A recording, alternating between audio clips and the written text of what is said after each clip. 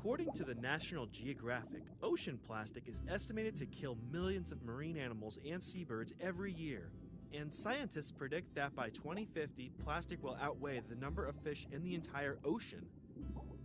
Plastics often break down into smaller and smaller particles, called microplastics, which can be ingested by both animals and people and remain in our environment for hundreds of years or longer. Here are a few helpful tips on how you can help stop the tide on plastic pollution. Tip 1. Bring reusable bags when grocery shopping. Tip 2.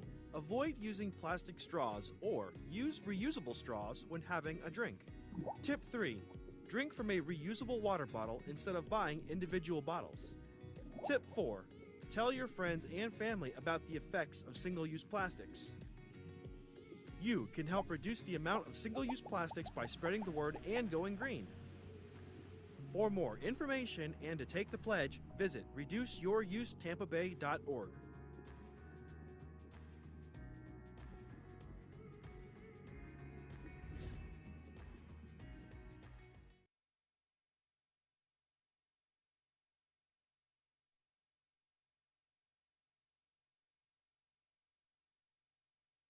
Psst, hey, would you do me a favor? Grab your phone or smart device and open up that camera. Then point it right here at the QR code. Do you have it? I'll wait a second. When you see the link pop up on your screen, give it a tap. You ready? Boom! Welcome to the Hillsborough County official YouTube channel. We've got all sorts of videos here, all about what makes our community such an awesome place. From local events and community highlights to what's in the perfect Cuban sandwich. We've got it all.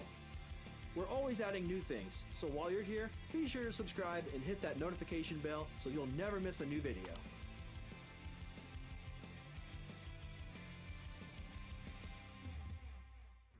Here's that QR code again, just in case you missed it. Go ahead and check it out. Ooh.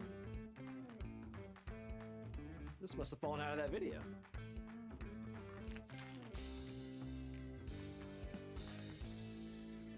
This really is the perfect Cuban sandwich.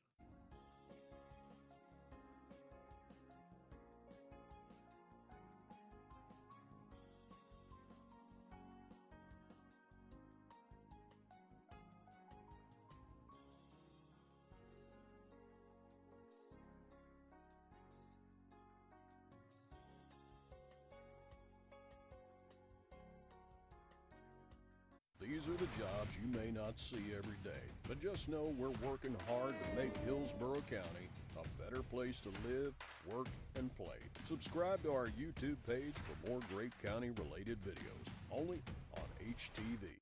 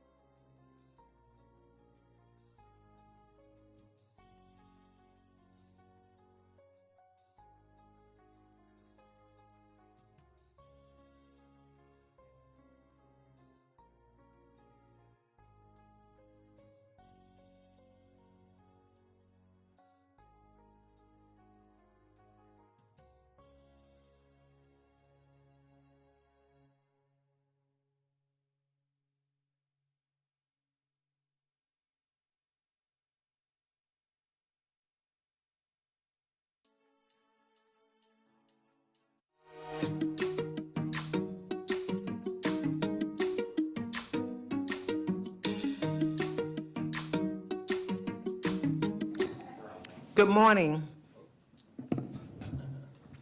Welcome to Hillsborough Transportation Planning Organization meeting. Let us stand for the Pledge of Allegiance. I pledge allegiance to the flag of the United States of America and to the republic for which it stands, one nation, under God, indivisible, with liberty and justice for all.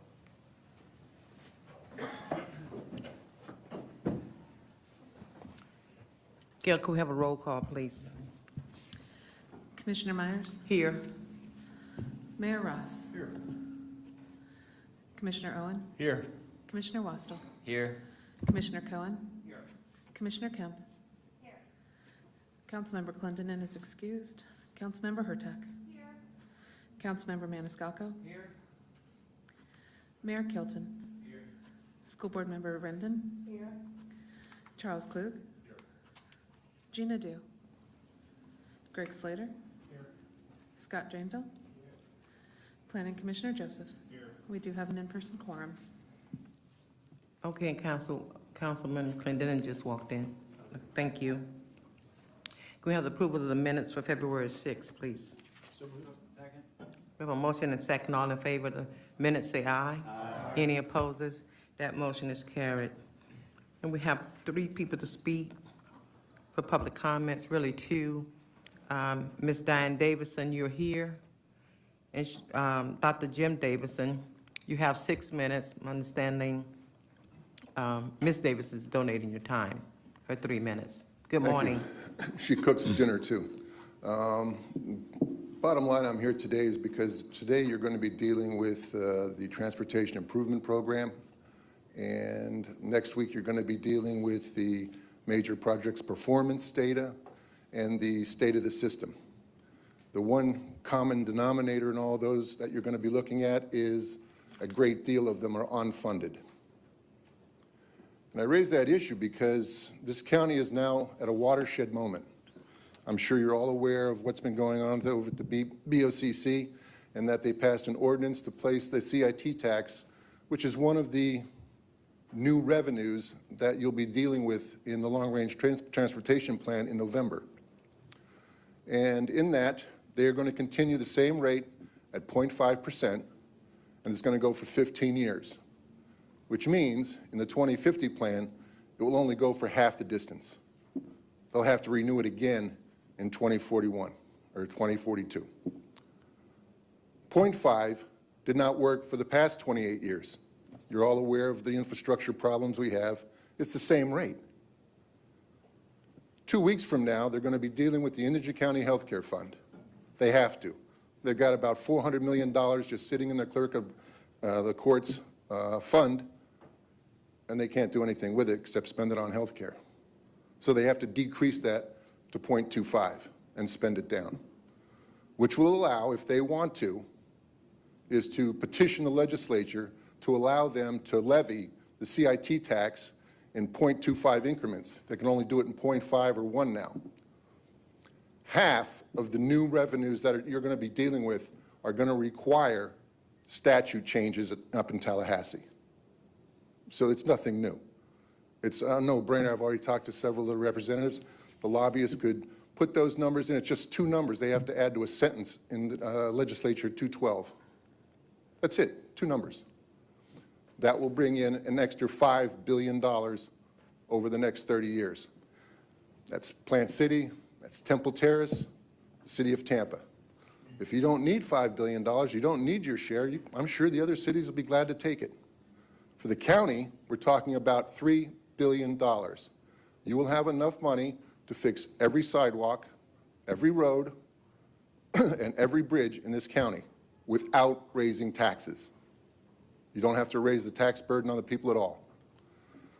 The one thing I want this board to do is they have not told the people of this county why, right now, when the thing doesn't run out for another 2 years, why they must do that now before they do the Indigent County Health Care Fund. They're taking the money right out of your mouth. It's that simple. And they're taking it out of the people's. I would request that this board discuss this item because it's so important. This is a watershed moment, like I said, for this county. $5 billion in transportation fees. Port of Tampa needs the money. TIA needs the money. Temple Terrace needs it for redevelopment. Plant City, they could drop their property taxes, and everybody knows the county needs it. So I would request that you just ask them why it has to be done now. They've not told the people. I thank you for your time, and good luck, and have a good day. Thank you. Bill Roberson. Good morning. Good morning. Good morning, members of the TPO board. I'm Bill Roberts, I'm a resident of Hillsborough County. I'm here to speak on your action item today, which is the consideration of the voting status or the status of the transit agencies. I would like to start by saying I support having those agencies represented as non-voting members on the reorganized regional TPO. Some of you may recall that in addition to spending some time on your CAC, I also spent some time on the TVARTA CAC. That organization was primarily a planning organization. It failed to have any ability to raise funds, so it really failed to have any ability to effectuate any of its plans. I'm hopeful that a reorganized regional TPO may in fact be able to improve upon that. But as far as the transit agencies are concerned, I think it's important to have their input. Those ladies and gentlemen have a really good feeling on the pulse of their local community. They are highly focused on the needs of each of those counties, Pasco, Pinellas, and Hillsborough. I think to have them as advisors would be an important step. I do not think that they need to have a seat at the voting table, but I think that your input from them would be a critical piece of any policy making that you might make. Frankly, I would recommend that this group consider recommending that a policy committee be formed and that all three counties through their transit agencies be represented on the MPO as in an advisory capacity. So I appreciate your time and I look forward to your action today. Thank you, Madam Chair. Thank you. This is our public comments. We're going to move right into our action items. Very first one, Sarah Capers. Good morning. Good morning. Sarah Caper, TPO staff.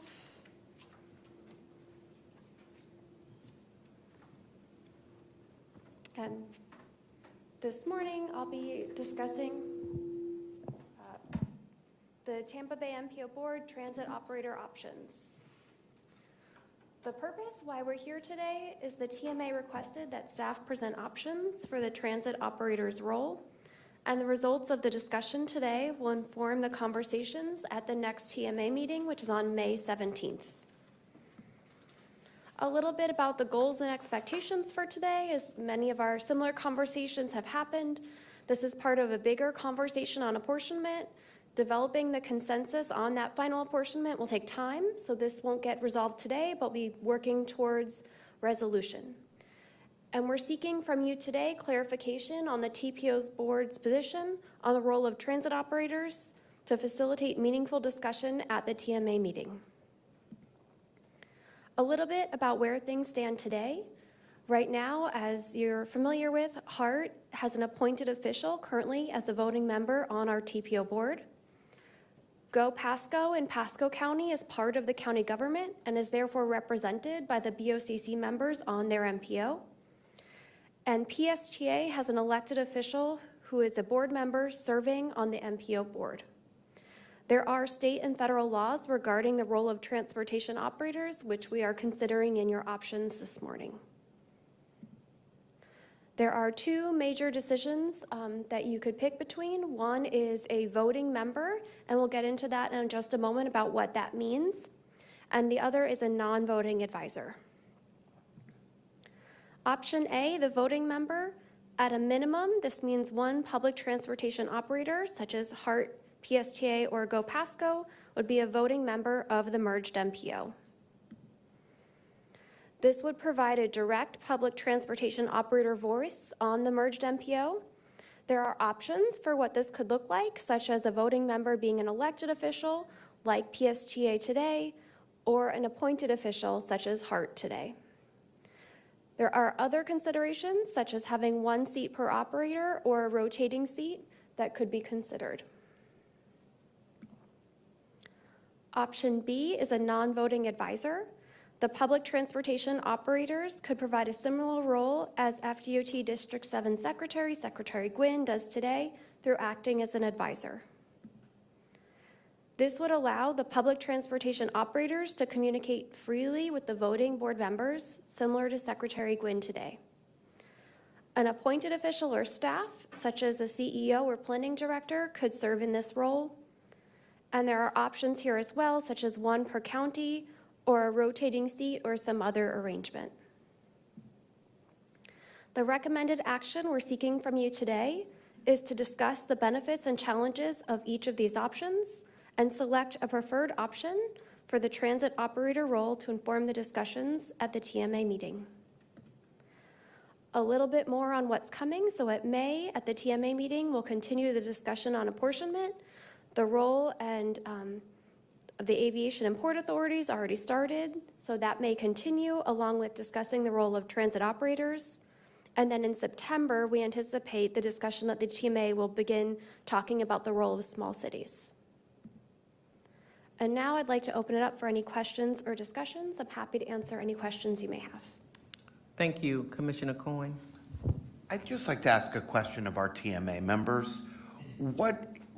Can you frame this for us in terms of what's already been discussed at the TMA and what you get the sense are the other counties' positions on all this?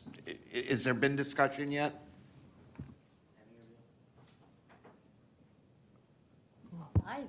I don't really recall much discussion down at this point, just the port and the airport.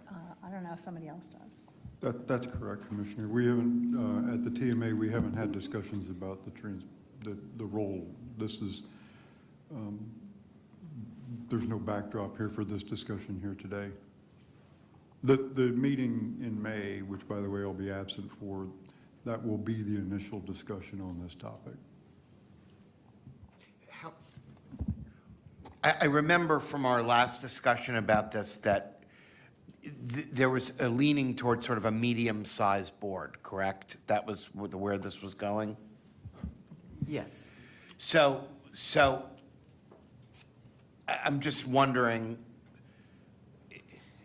if it's a medium-sized board, it sounds like there wouldn't be enough room for all the transit agencies to have a seat, a voting member. It sounds like it would be something less than that. Is that right?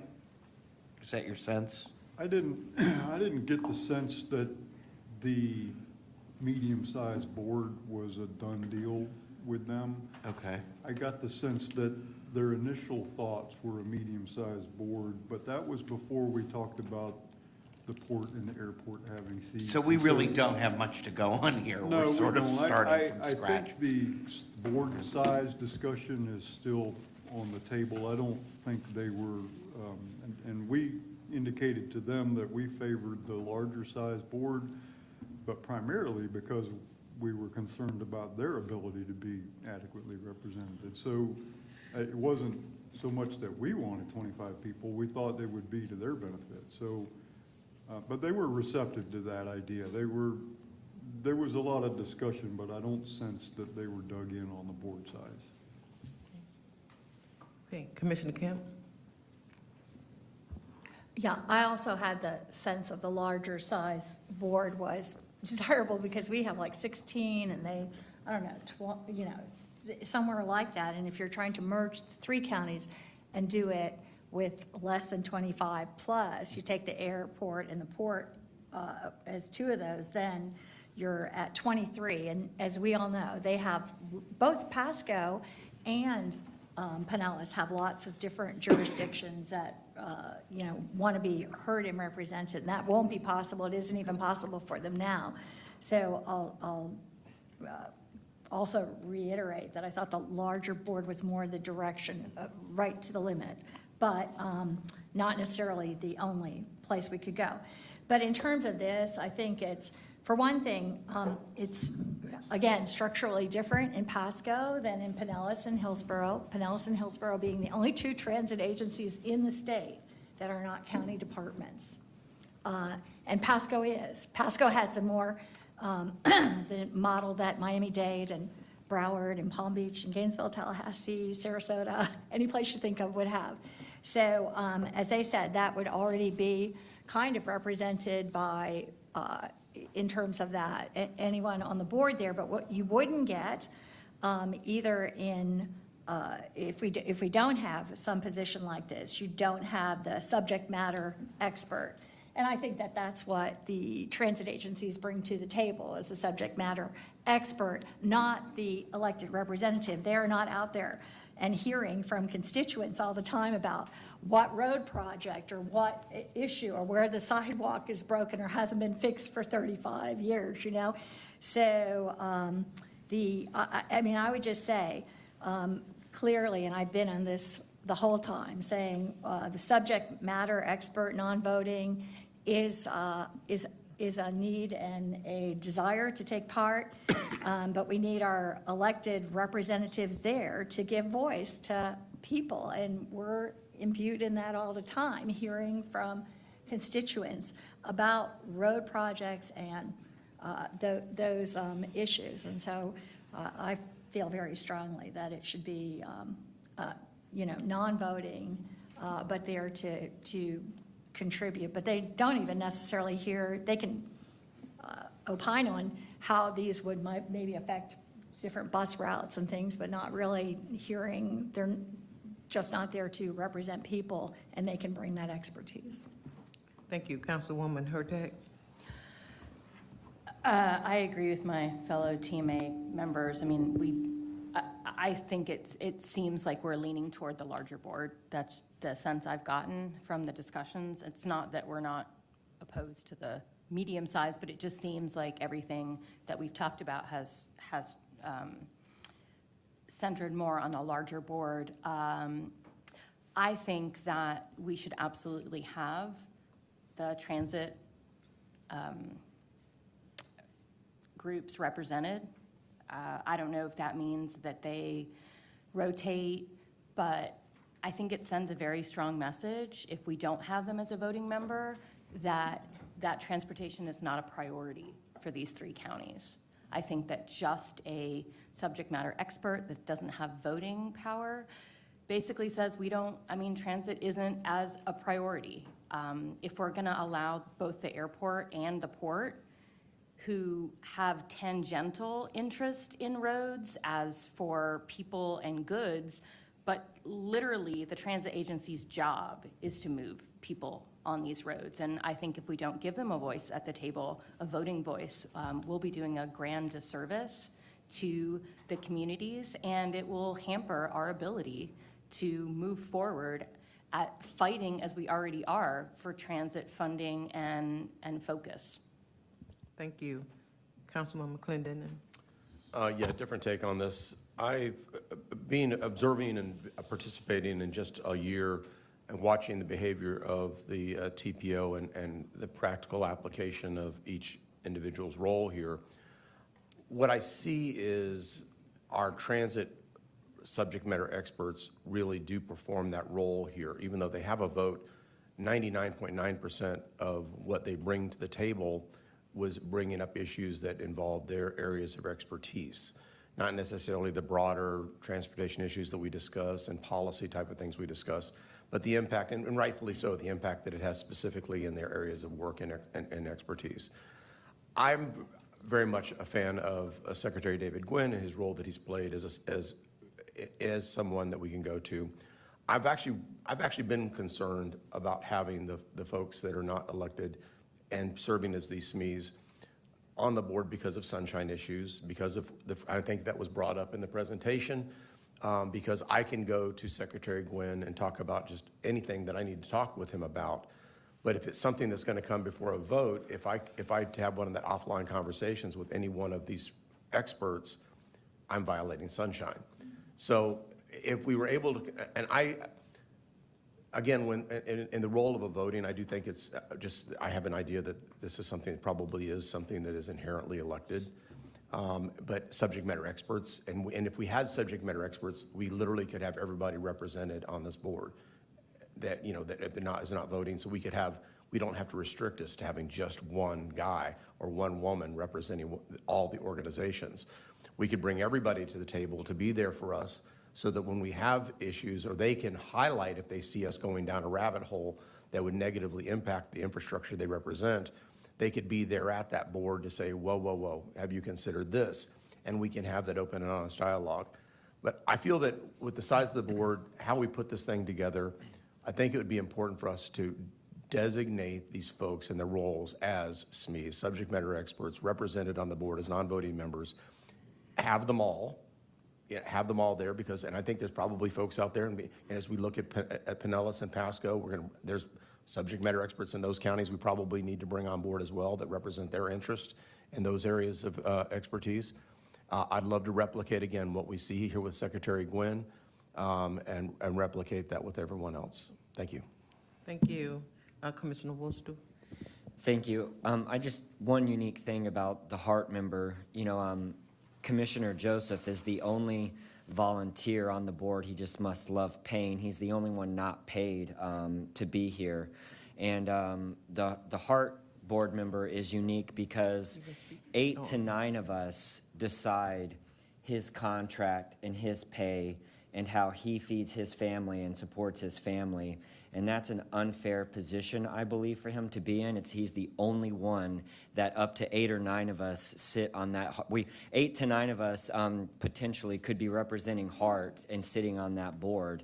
In totality, Temple Terrace, soon it'll probably be 5 commissioners, maybe still 4, and then 2 to 3 Tampa City Council people all vote to hire or fire the CEO of Hart. And I believe it puts him in a unique and unfair position to be a voting member of this board. For that reason alone, I would just prefer that member stay in non-advisory position, so it removes them from that awkward position. Thank you.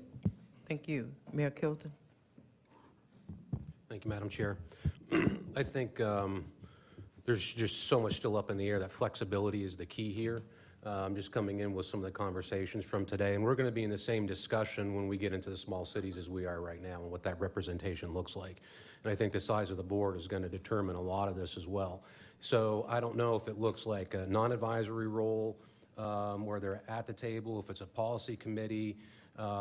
Small cities are going to be in the same set of circumstances. Obviously, the voices need to be heard, and how that's done will flesh itself out as we continue through the process. I do think that we need to make sure that everybody has an opportunity to be engaged in it, and also that there's autonomy for each of the counties to determine how they want to make up their seats.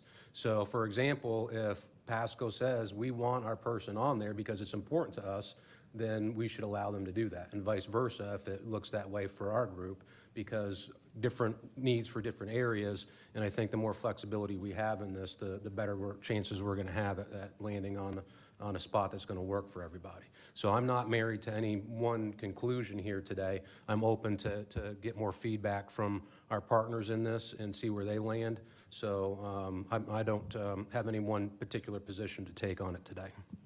Thank you. Commissioner Coyne.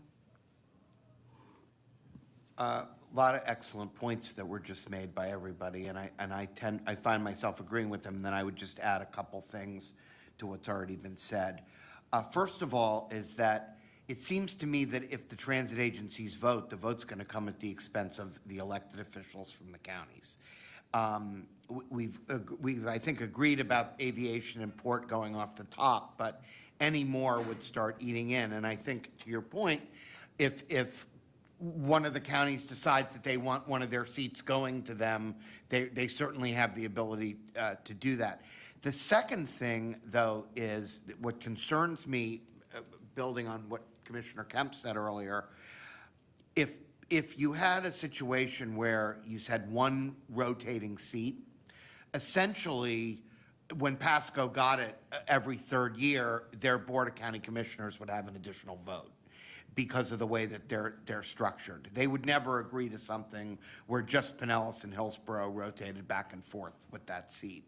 So I think just the impracticability of that alone added to, I think what Commissioner Wastel said is exactly right. It's a very unnatural position to put someone in, to basically have to vote on things against their employers constantly. That's you know, and to the degree that it happens at the Port and the Aviation Authority, it's really the boards are structured differently. It's at the most, you're only dealing with one other person that would be on that board.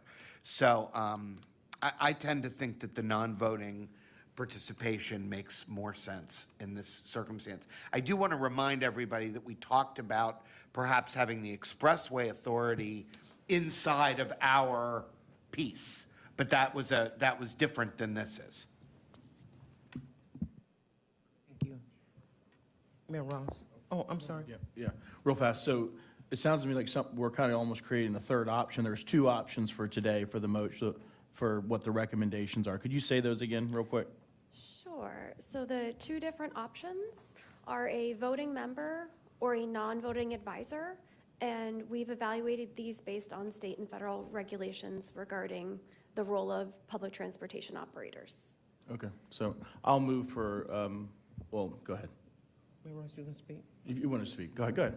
One quick comment. I won't hold up your motion, but that sounds like it's going to be fine. So at the risk of repeating, there's been a lot of good dialogue. For me, this kind of boils down to three things. One is, unlike the airport and the port, who are truly, we made the argument that these are regional assets, as many people use the airport from Pinellas as do from Hillsborough. So we really made the argument that the airport and the port are truly regional assets. That was one of the primary arguments that we hope would prevail on them. Two is, as Commissioner Cohen pointed out, there's only, let's assume there's 25 seats. That's the max we can go. We've already given up 2. So we start giving up 3 more. Now we're down to 20. The more we whittle away at this, the more difficult it will be to ensure that the larger cities like Tampa, St. Pete have adequate representation. The counties have the appropriate representation. The small cities have. We're going to run out of room for everybody. So I'm also concerned, as Commissioner Cohen pointed out, that because, as Commissioner Kemp said, in the other 2 counties, the transit authorities are embedded in the county government, they, in essence, would get another bite at the apple, which is exactly the argument that they used against us when we wanted to put the port and the airport on. Was like, wait a minute, you're going to use that as a backdoor to get another bite. You're going to put another county commissioner on there. Well, now I think we have an opportunity, if they take the position that they want to put their transit operators, to say to them, well, wait a minute. Last month, you were concerned about us getting another bite at the apple, and now you're trying to get another bite at the apple. So I think those are the 3 things. They're not regional assets. There's only so many seats at the table, and it opens the door to getting another bite at the apple. And so for that reason, I think what you're getting ready to do is the right decision. It's not that we don't value the transit operators. I think that's, I mean, I can't imagine in any of the counties that there's somebody that doesn't value the transit. I mean, this is an integral part of what we're doing here, are the transit operators. But you can't have everybody if you don't have a 25-seat board. You just can't have everybody. And I think those of us who may or may not get on that board when it's, if and when it's merged, those people, everybody in this room knows that we represent everybody. I mean, I don't think any of us aren't thinking of all the stakeholders and all the constituents we represent when we make decisions. I don't think any of us are that narrow-minded. So, anyway, thank you. Thank you. Board Member Slater. Good morning, thank you. Sarah, just one question for you. You referenced the 2 options around the federal guidelines associated with participation for transit operators specifically. Do you have a high-level summary of exactly what those federal guidelines say in terms of what they're specific for transit operators? Because I was trying to remember, and I didn't know whether there were exact guidelines around that particular role or whether it was broader participation.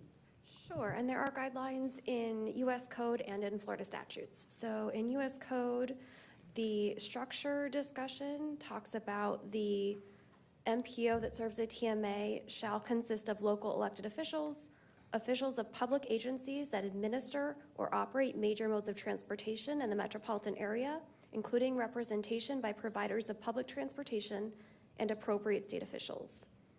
And then in Florida statute, it says voting members shall be elected officials of general purpose local governments, one of whom may represent a group of general purpose local governments through an entity created by an MPO for that purpose. An MPO may include as part of its apportioned voting members, a member of a statutory authorized planning board, an official of an agency that operates or administers a major mode of transportation, and then it continues on. Thank you. Councilwoman Hurtak. Thank you. It doesn't seem like people are going to go for this, but I just really want people to really think about the fact that we can't even fund transit in this county. Like, this board won't fund transit. So what we're saying is that here we're even fighting to fund transit, but we're gonna put a 3-county agency together and we're gonna have that as a focus, and I just don't think that's gonna be the case. And so that's why I absolutely think that transit needs to be an integral part of this, because that's where we're going. We have to move people. We can't just focus on moving vehicles anymore.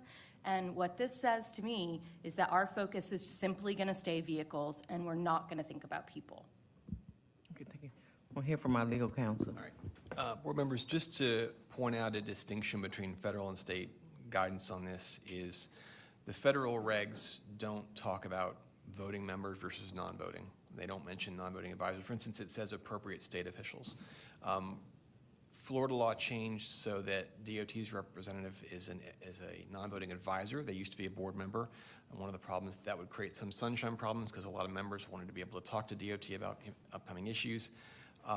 So what state statute did was it recognized that you've got to have local elected officials to be sure, but the guideline, the thing that Sarah just read about, an MPO may include as part of its apportionment members of authorized planning board, for instance, planning commission for us, and then the agencies that operate transportation. May as voting members basically creates the ability to have non-voting members. So there's a lot of discretion here as to how things are picked and chosen by the board, and there's also not massive uniformity across the state in terms of how other MPOs have their membership. So you do have a lot of discretion here, but I just want to point that distinction between how the state and federal law handle this issue. Sarah, will there be additional information coming back to us that we have to take a vote today? The purpose of the vote today would be to inform the May TMA meeting so that your representatives at the TMA meeting would have the direction of this board. We do have another meeting, though I think we have the agenda pretty set at that time, though certainly it could be continued in that conversation if Dr. Wong and the board would like that to happen. And then if there are any questions of the TMA representatives who will be there, this would be a chance to have that discussion while the whole board is together and talking about it. Dr. Warren. Yes, Chair and Board. I don't think that there's any requirement for you to take a vote on the issue today and decide whether you want voting membership, non-voting advisorship, or simply the action could just be to say the policy position that we're adopting today is we don't have consensus. This conversation is not being led by any MPO solely. It's kind of a group conversation among Pinellas and Pasco. We're not even entirely certain that they have formulated a policy position at this point. We're trying to bring this to you in order to be proactive and establish what we're willing to accept if, in fact, Pinellas and Pasco don't agree with us on our position, but there's nothing that commits you to deciding this issue today. It was simply to inform the conversations at the May meeting, but you don't have to decide that today. Okay. Commissioner Kemp. Yes, I would like to move forward today, just because we've had the discussion, we've come down here and spent the time, and it's really, you know, and a TMA representative, so I really would like to move forward. I don't know what Commissioner Owen would say, but I would like to make a motion to support the non-voting advisor, to support the transit agencies as non-voting advisors. Okay, we have a motion and second. All in favor of the motion say aye. Aye. Any opposers? Nay. We have one nay, Gal. Thank you. Thank you. The nay was Councilwoman Hurtak. Okay, thank you. We'll move right into our status reports. Sharp. Was that Wade? Good morning. Good morning, Madam Chair and board members. And then Wade, you will introduce the 4 other presenters. Okay, thank you. Thank you, board members. This is about this presentation is regarding the Transportation Improvement Program tip prioritization requests. Thank you. There we go. So as you know, the tip consists mainly of 3 tables. Table 1 is existing priorities funded for construction. These are fully and partially funded projects that come off of the Table 2, candidates for new funding list, which is what we were here to talk about today. These are the new priority requests. There are currently 95 priorities on our existing list, or our existing Table 2. And then Table 3 is all projects funded in the FDOT work program, including local projects funded through this. The TIP itself is our 5-year funding program that implements the 20-year vision of the long-range transportation plan. So with that, I will move forward to HART. I have first, I believe we have Justin Willis here that may be able to provide some of those, or I'm happy to speak to those as well. Thank you.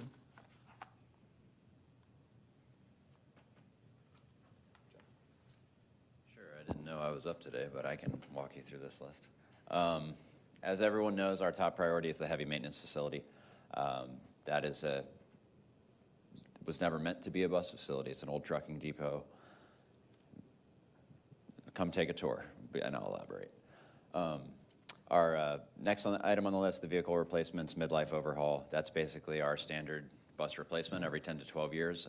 We cover such a large service area that we actually hit the vehicle mileage limit before the useful life is set to expire on a lot of those vehicles. So we serve so much ground and cover it so quickly that we have to replace these buses often before their actual 12-year useful life.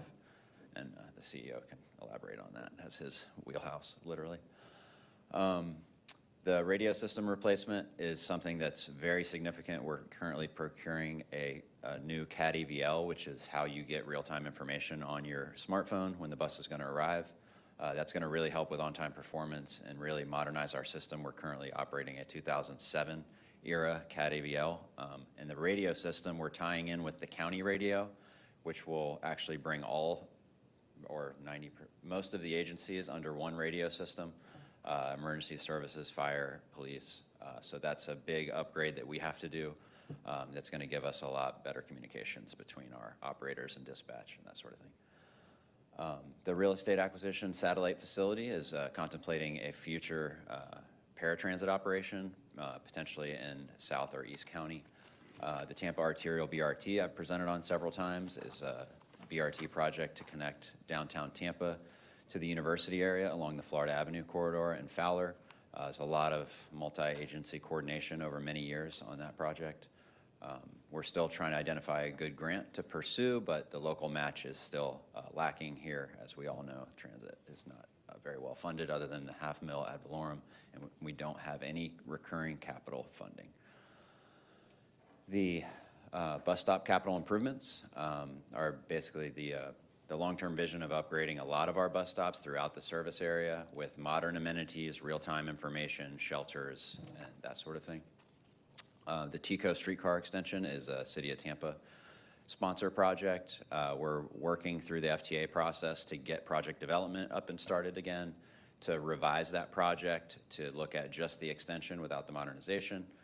So that estimate is probably going to be reduced, but it has different implications for how the project's evaluated, and I'm sure I'll be back with the City of Tampa to talk about that in the future. The circulator capital and operations is an interim kind of strategic priority to put a circulator in place to operate that streetcar extension and back to Ybor until the project is constructed, and then the streetcar would replace that service. So it's a temporary kind of strategic priority for HART. The City of Tampa and DOT is involved as well.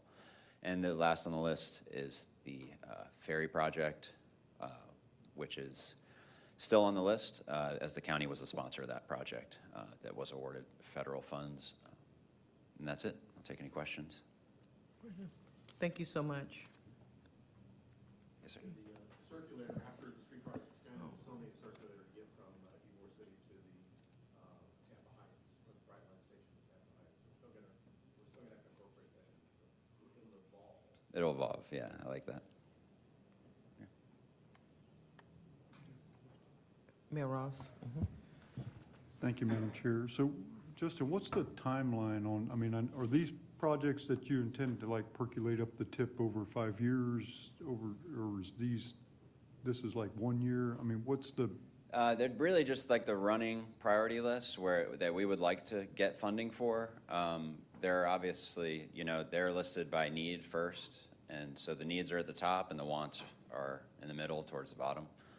That's kind of how we look at it. But we've got to fund the heavy maintenance facility and vehicle replacements, so those are likely to happen. But we'd like to find funding for most of these items in the next 5 years, I would say. But without a capital funding source, there's the prospects are not super great. So we're going to continue to try to find that local funding. This is over $500 million if I got all those. There's a lot of zeros. Unless I missed a zero or added a zero, this looks like it's over $500 million. So what is the progress of the heavy maintenance facility? Because I know that's been like your number one priority for a long time. Are you getting where you need to get with that, or?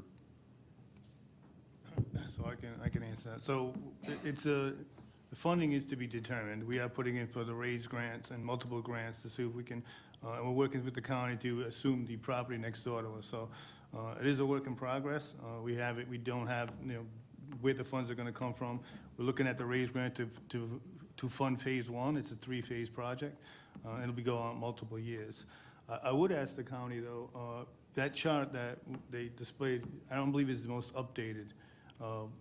It was brought to the HARP board, and we kind of voted on what priors were going to be pushed forward, and I believe the amounts did change too. So I would ask the TPO to look at that, the updated chart.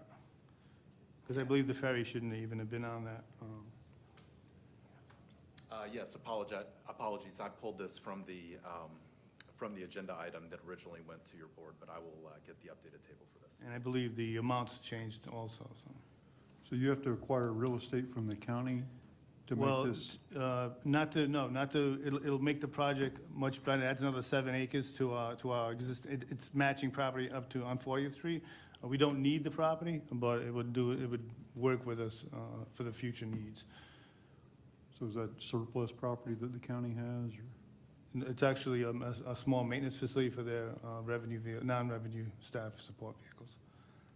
Thank you. Anyone else? Okay, thank you. Thanks. Moving on, we do have the City of Tampa, which I will be covering these projects.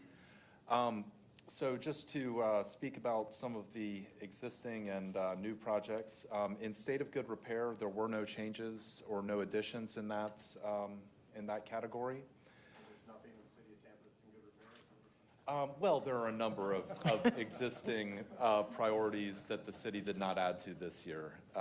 But just to give you a couple of examples. I'm good with that answer, by the way. Yes, sir. I'll move forward.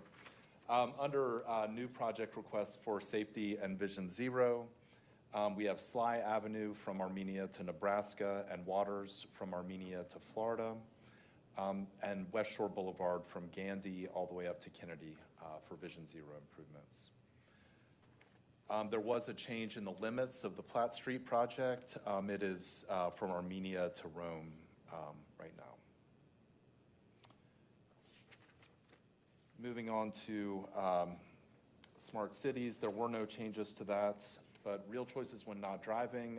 There are two big ones there, the airport to downtown premium transit and the Brightline station multimodal connections, which we all know is a great priority as hopefully that transportation project moves over to Tampa from Orlando. There were also the CSX South Tampa Multimodal Corridor, which is part of the city's RIA grant. That's the Regional Infrastructure Accelerator grant that will be getting further study. And then the citywide bike network in that category. There were no additions to the major projects category. And then there were 2 planning studies requested. The Vision Zero corridor studies on county roads within the city to move forward with the remaining roadway corridors in that category. And the Safe Routes to Food study, this would identify critical food access gaps in the city of Tampa and develop solutions to improve multimodal access to healthy food sources. So I'm happy to answer any questions I may be able to on that. Otherwise, I'll continue moving forward. Go ahead. Any questions? Continue on. Seeing none. Temple Terrace, I know Mr. McCarthy is here to speak to these projects. Brian McCarthy with the city engineer for the city of Temple Terrace. Good morning. Good morning, TVO board members. Again, Brian McCarthy, city engineer for the city of Temple Terrace. We have approximately 10 projects on our priority list, and I'm just going to briefly discuss our top 5.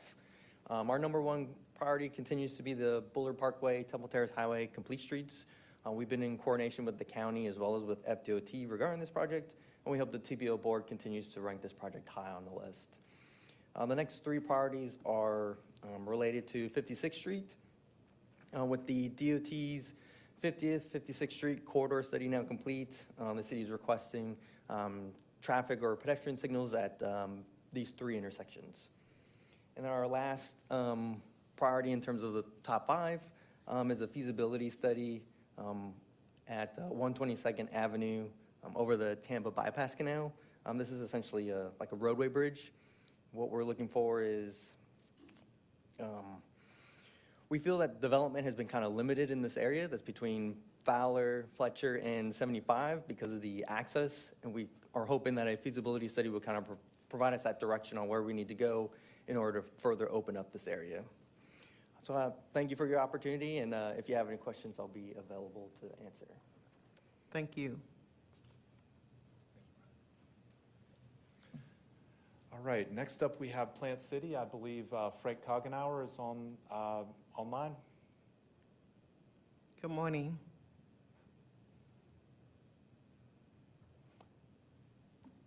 Good morning. This is Frank Kogenauer, Senior Engineer for the Plant City Engineering Department. I'm going to touch on our 7 top priorities that we had submitted for this year. The first one is the Canal Connector Trail, Phase 1. The city is very excited about this 2.25 mile mixed use path. It's going to connect neighborhoods, parks, and commercial opportunities in downtown and midtown. Currently, FDOT is conducting some preliminary engineering studies on the project, and we're seeking funds for design, permitting, and construction. Second is Collins Street, Complete Street. This is an extension of the Complete Street concept south of the 2 phases that have currently been designed down to Alexander Street. That's 1.25 miles of Complete Street improvements to accommodate users of all types and capabilities. Again, it's a major corridor for access to residential neighborhoods and all types of stores and restaurants and places of work. We're seeking funds for design and permitting of that phase. The next one is State Road 39 Complete Street Planning. This is more of a conceptual preliminary effort that we're looking to conduct the Complete Street concept further south of Alexander Street down towards Trapmill Road. That's about 1.5 miles of State Road 39. It's a high growth area, and our intent there is to provide some planning guidelines for the development that does occur there so that in 10 or 15 years we don't have to come back and undo a lot of what was done, so that the transportation related improvements can be done at the time of development. The next 2 projects, Alexander Street at Jim Johnson intersection and South Park Road at Coronet Road intersection. Both of those are very similar projects involving turn lanes and signalization to improve traffic along the east side of Plant City, primarily Park Road. FDOT is in the preliminary engineering phase on both of those, and we're looking for funds to complete construction. Probably the only major project we have on our list is US 92 from Maryland to Polk County line. It's a widening to 4 lanes. This is clearly going to be a long-term project. There's 3 miles of major road widening. There's a lot of freight traffic along that area, and it would improve local traffic as well as reduce some of the local traffic load that's on I-4. This project is currently not on the 5-year DOT work plan. And we're seeking some prioritization to get it on the work plan and to commence with the design and land acquisition. The only new project we have on the list is some intersection improvements on Alexander Street from Baker to Reynolds Street. That's about 3/10 of a mile of some relatively dense commercial development, and it's really a pinch point for north-south and east-west traffic on both State Road 39 and State Road 92. Seeking funds for preliminary engineering studies to come up with a comprehensive approach to improving the traffic flow in that area. That's all I have. Thank you. Thank you. All right, moving on, we do have Hillsborough County projects. I have Rebecca Hessinger here, and happy to support as needed. Good morning. Good morning. My name is Rebecca Hessinger, Executive Planner, Hillsborough County Community Infrastructure Department. In addition to the 23 projects that are already on the list for the county, we've requested 70 projects be added to the TIP this year. There are 5 Vision Zero projects, 4 of which are intersection projects: Bush Boulevard at Himes Avenue, Florida Avenue at Bears, US 41 at Sunset Lane, and US 92 at Gallagher Road. In addition, we've asked for funds for State Road 674 from US 301 to County Road 579 in Wamama. And then we've asked for additional funding in the good repair and resiliency category for countywide repaving and sidewalk repair. Okay. One question. Rebecca, come back, please. Thank you. Good morning. Mayor. How are you? Good morning. Good. So where is the county road, Bullard Parkway and Temple Terrace Highway, that Vision Zero project? It's in the city of Temple Terrace, but it's a county project, and we've been waiting for years for the county to percolate that up. Is it percolating up at all? That is a question I can't answer. I'd have to research it and get back to you. Okay. Johnny. Thank you. Mayor, I can only give you a very brief status update, but the TPO is kind of taking the lead on that, or not taking the lead, playing an important role in that because we did the original planning study. And we've worked with Hillsborough County. They agreed to do some of the treatments, but some of the more expensive treatments like lane reconfiguration and the crosswalk are not able to be funded within the county's budget. And so leaving it on the TIP list allows the city and the county to continue going after funds to complete the project in its entirety. And I know that Hillsborough County agreed this past year to make some improvements like drop the speed limit. I believe they did some signage and other work, but that's not the full scope of improvements that Bullard Parkway needs. And so we will be recommending to leave that on the TIP list this year until it's completed. But Hillsborough County committed last year to doing from the river to 56th Street, which is not the full project, that's just a Band-Aid, that's the worst part. They committed to doing that if we could get DOT to fund the crosswalk from the library across the street. We did that. We called DOT and got them to fund the crosswalk, but Hillsborough County committed to doing that project by the end of last fiscal year. They were supposed to do it, and nothing's ever happened. I don't know what happened to the county's commitment. FDOT is ready with this equipment to put the crosswalk up, but they're only willing to put the crosswalk up if the county does the rest of the work. So I don't want to mire everybody down in one project, but this project every year is like, it doesn't percolate up the list. It just, and every time there's hope, like last year, we got a commitment from the county, okay, we have enough money to do this, and then it just evaporates. So I don't know, is this project ever gonna get done? And I'm not trying to put you on the spot, but it's frustrating to see new projects come along and get on the list and percolate up when there's existing projects that have been there for 10 years. I can follow up with Public Works and see where they are on that. Okay, thank you. Hold on, Rebecca. Commissioner Coyne? Had a question, and in the City of Tampa's projects, 2 of them were county roads. The Waters Avenue project and the West Shore Boulevard project. They're both important Vision Zero projects. How does the funding work between the county and the city on those? Yes, there's an existing interlocal agreement between the city and the county where the county provides funds for the maintenance of those facilities, and typically the city does the design work on those facilities. But the city having it on its list, does that mean the county's going to pay for it? I mean, how does that? My understanding in that interlocal is that it's split, basically, the funding is. I don't know the percentage, but the, with the increase in prices for projects, the funding agreements don't really cover the totality of a project. So they are requesting sort of the county's portion of that, which they might have to pick up the remainder. So in the same way that Mayor Ross is asking for an update, I would like to know what the status is of those 2 projects. Absolutely. And whether or not the county is coming forward with its portion of the money. Because some of these county roads in the city are in really bad shape. And thank God we finally have got Armenia and Howard being worked on now.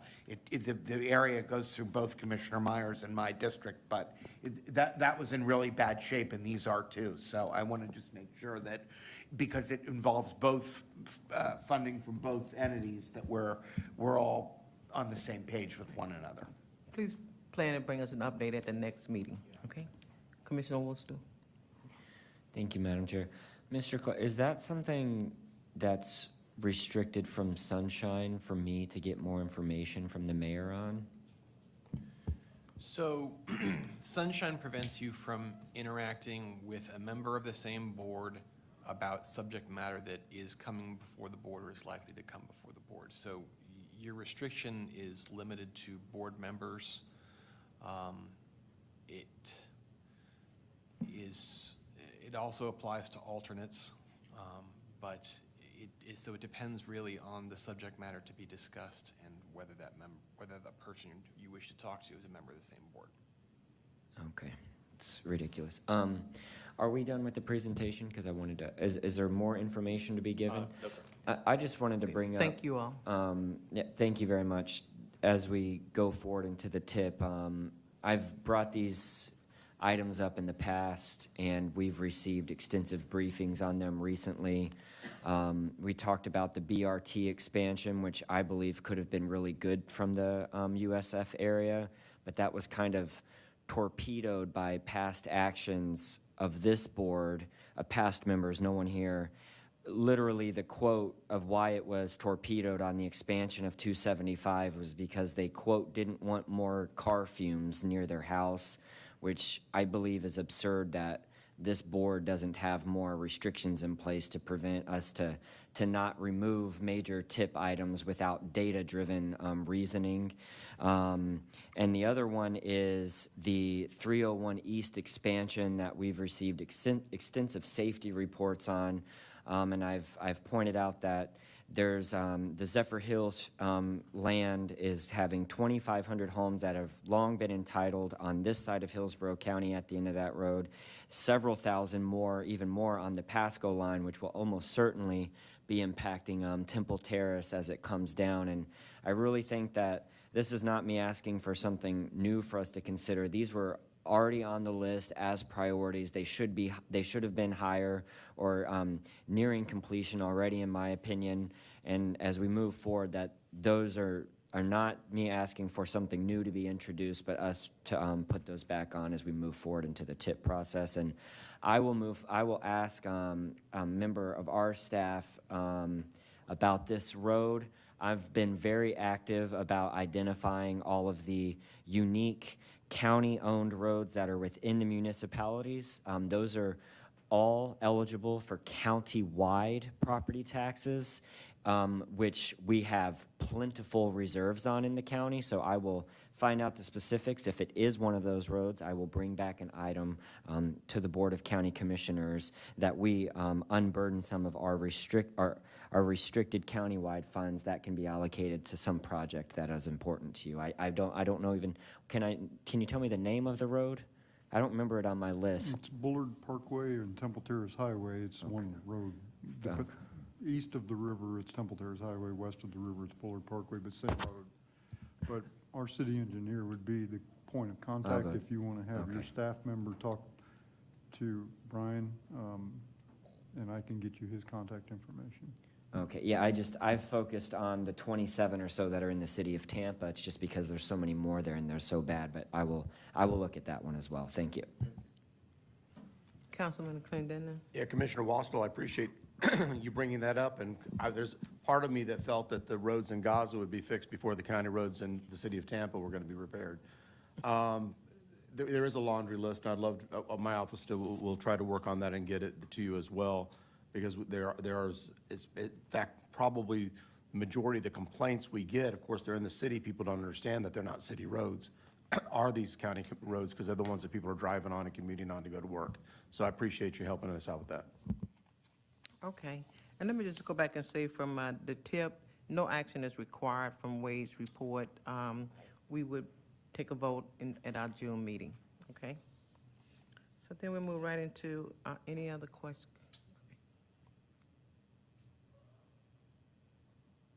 Good morning. Okay. She's gonna make the special presentation, okay. Go right in our special presentation, good morning. I'm gonna liven it up. Hi, I'm Lisa Silva. I'm not Harmony today. She's out ill, so I'm gonna substitute and give you the overview of how we did with Access 2050. I really wanna thank our board members for helping us promote the survey.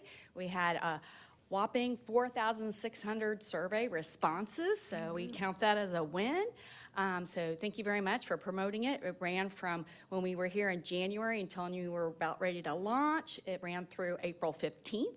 So now we have an extensive list of emails that were provided. So when you completed the survey, if you did provide an email or you contacted our office to enter into the drawing, today is the day we announced that we would be doing the drawing.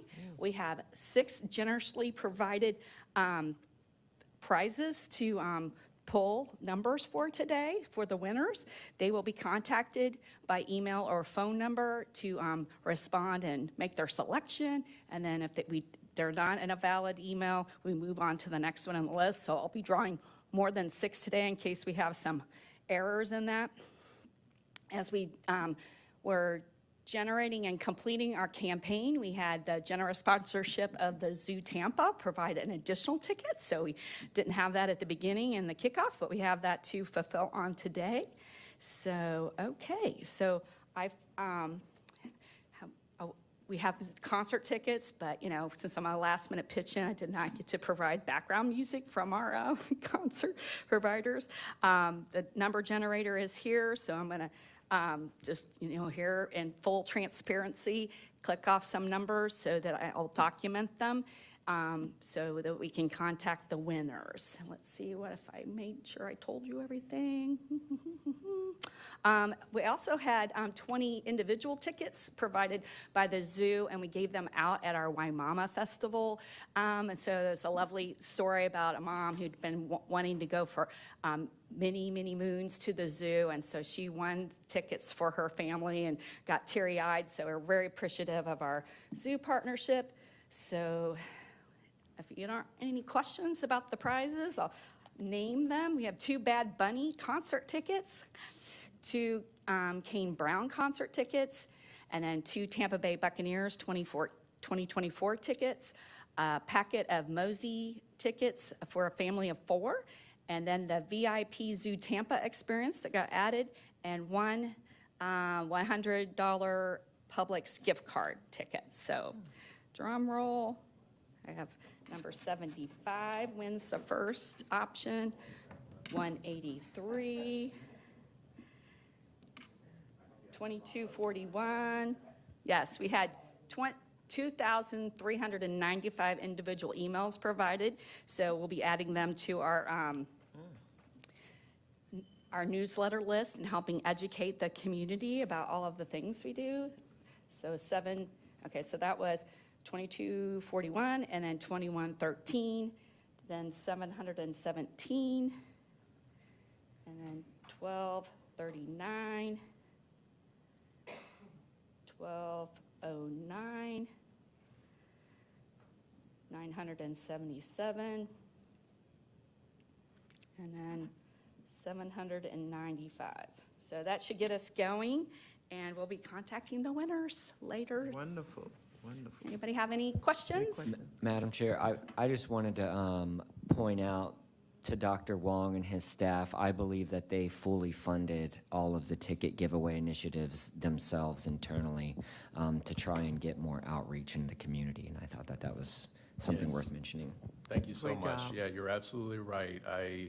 We had some significant turnover in the agency around the end of November, which was right around the time we were getting ready to kick this initiative off, and I didn't want it to fail. And so many of the prizes were funded through the bank account of myself and some of the staff, but we were happy to offer those incentives because they really drove the participation rates. And as a result, you saw that we collected more than 4,000 survey responses, which is Amazing. quite impressive. Yes. So thank you for that. Thank you all so much. Thank you. Yes. Good job. Okay, great. He's being modest. He donated all of them except the zoo ticket. So, very generous executive director. So, thank Well, I'll you. wait to hear regarding the Bucks tickets. Okay, next item. Just joking. Executive Director's report. Yes, thank you, board members, for bearing with us through a very difficult topic related to the Tampa Bay MPO and the voting seats available. Just a couple updates. Our regular meeting will be next week, Wednesday, in this room, same time, 10 a.m. The TMA Leadership Group meeting, at which we will continue having those conversations about the appropriate board size, the roles of the port and the airport, and then begin having conversations about the role of transit operators, will be May 17th. That meeting will be hosted at FDOT District 7. Given what occurred a couple weeks ago, there will be enhanced security procedures. Any TMA members or any members of the public looking to attend, I'd recommend showing up at least 30 minutes earlier than usual. For our TMA members, I'll send out an email detailing what the security measures will be to give you a heads up. And then last week, myself and a few members of our staff participated in a peer exchange with MetroPlan Orlando.